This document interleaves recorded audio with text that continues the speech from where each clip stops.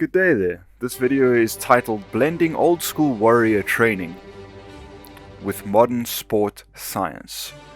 So here I'm training with my friend Connor Mulman, and we're going through a whole host of different tools. So here you can see we're utilizing the staff, doing a good, thorough, functional mobility routine, opening up the hips, opening up the shoulders, opening up the thoracic spine, focusing on getting a good synergy throughout the body. We want to lubricate the joints, we want to loosen up the fascia, we want to prime the nervous system, we want to get muscles firing and sequencing and coordinating together. So we're training the body to be more synergistic, to be able to unify your intent into action more effectively using multiple joints, multiple muscles, and transmitting or propagating energy, through your bones, through your fascia, across those joints, and channeling it into a specific function or point to derive a desired result.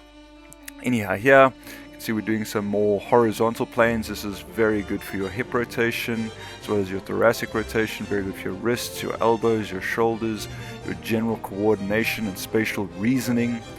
Many benefits that can be derived from utilizing a staff. It's a fantastic tool that provides you with, it's almost like a ruler. It provides you with a line that you can cut or draw with when doing various motions, so you can be very mindful of reproducing the same actions on the other side for symmetry. It's just very useful as a guide. It helps guide you through different ranges of motion. Here I'm taking Connor through a variety of different spinning patterns, figure 8 patterns, crossovers and switches, overheads. There he immediately dropped down into a squat position. We were doing some of the other he was integrating some of what I was showing him with things that he knew or just instinctively felt was good. Here we're utilizing the staff, kind of whipping it back and forth. This is very good to also train your core muscles and train your sequencing, your ability to oscillate and propagate energy waves through the body. Here we've moved on to clubs, swinging the clubs, getting efficient motion through the wrist, elbow, shoulder, hips, changing the height of the swings, then we're incorporating more range of motion, more of a striking mechanism. So very functional, very good for your fascia, your myofascia, your myofascial slings, your ability to load elastic tissue, and being able to coordinate gravity, muscle contraction, body expansion, movement with ballistic loading. So you can here see weight shifting, pulling across using elastic slings, using muscle contraction, working various X patterns and spinning patterns, playing around with different timing and rhythms and sequences, 1-2 timings, and doubling up on the 1 count. So you can do so there's, if you're looking at the machetes, there's a 1 count for both blades. It's a 1-2 count, 1-2, 1-2 count. You can also do, let's see if I do one here. It's a 1-2, 1-2, 1-2. So 1-2 counts. There's a switch across, one. Okay, unfortunately I didn't do a drag over 1 count, but you basically are 1 count, single action rotation, bringing both blades of both clubs across at the same time.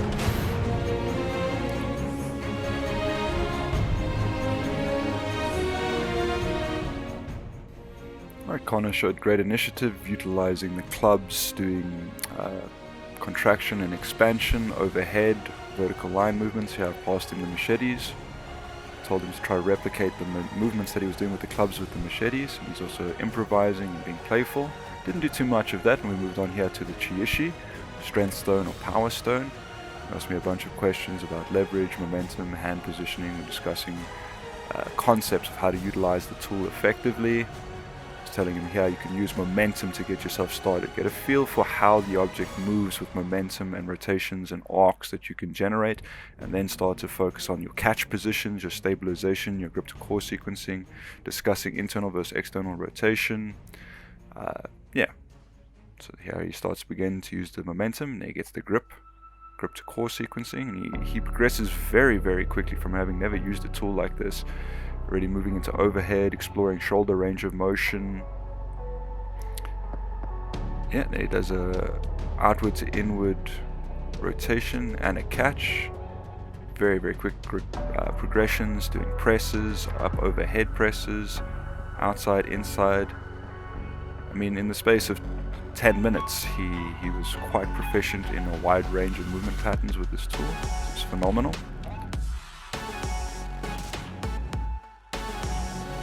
Yeah, rotation, extension, phenomenal for core control, grip to core sequencing, stabilization. And here we've moved on, so I've given him the heavier Power Stone or single hand Shiishi to play with, whilst I'm using a Garda, which is a very similar concept. It's just a longer lever, weighted concrete tin on the end, demonstrating movements that can be utilized with the longer lever, behind the back swings, again grip to core sequencing, gotta get the feet under, catch, stabilize. Very functional movements. Add in squats, here I'm adding in hand switches, throwing it up and doing hand switches just to challenge my coordination, my grip, my timing. Passing it over, letting Connor play with it. He immediately did many of the actions that we had practiced prior to this, and then he started incorporating some flow movements, very good instincts on his movement patterns, flow, movement exploration. I picked up a double end Shiishi. Very good for judo, wrestling, core control, stability, muscular strength. Moving around.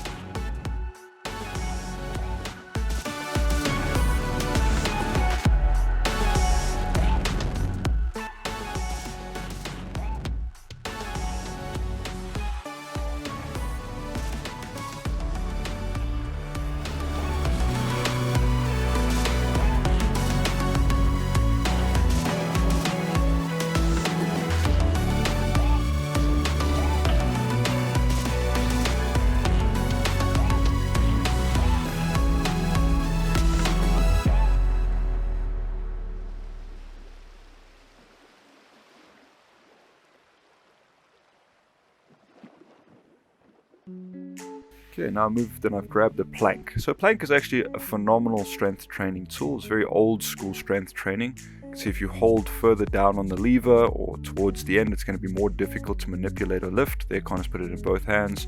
It's done an overhead lift, squat, all the way to the back, to the front, rotation. Yeah, very good for your grip, your hand muscles, your forearm muscles, your ability to sequence and connect to your core and then manipulate the object around your core. Here I'm doing some wrestler type push-ups. Very good for functional strength in the upper body, trying to open up the hips simultaneously, moving the shoulders through a wide range of motion, having to stabilize in different angles. We've pulled out a balance board. Connor actually brought this balance board. We mixed that into the training as well. Very fun. It's my second time utilizing such a tool. And yeah, really enjoyed it. Great for stabilization, balance, making sure you've got even weight distribution, being mindful of your center of balance, center of mass, balancing point, muscle activation sequencing. Yeah, just giving a couple tips on different methods of doing the push-ups to challenge the muscles differently. Grabbing a pipe, just because Connor mentioned it, that there were some videos doing these push-ups on pipes, and I was like, I've never actually tried, let me try. And almost got it right. Needs a bit of practice, a bit of work, but yeah, something else to include into the training. Variety is a spice of life, and body adapts to what you use it for. And if you use a variety of different training methods, you're going to trigger different adaptations. You want to challenge yourself in a variety of intelligent ways to trigger functional, useful adaptations. Here I'm utilizing a Garda, quite a heavy Garda. Very good for grip, strength, core sequencing. There's shoulder mobility, spatial reasoning, spatial awareness, functional mobility to be able to guide the object around the body without any collisions,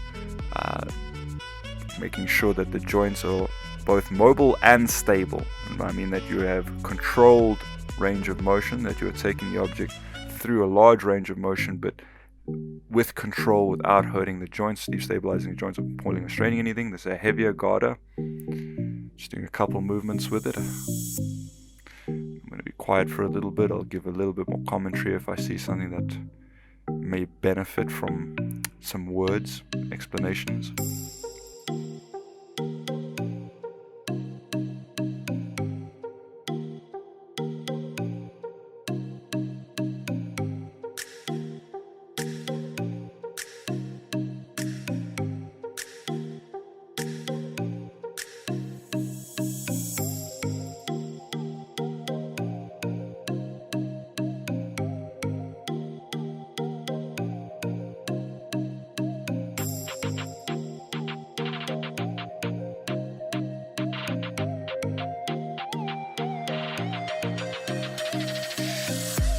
Here I've pulled out this piece of plumbing pipes, quite a thick, heavy, like high pressure water system pipe, and yeah, just using it to train grip, coordination, timing. It's very challenging on the grip. Connor's giving it a go there, and we just started experimenting with it, playing with it, passing it around for coordination, trying to understand its balancing point, coordinating force through it and making sure that you can catch it, whipping it around, back and forth. Again, challenging not just your muscles, but your nervous system and your ability to sequence different muscles and different complex patterns to manipulate the object, in a rotation or flexion, extension, in a throw, to be able to output forces from the body into an object and achieve the desired result.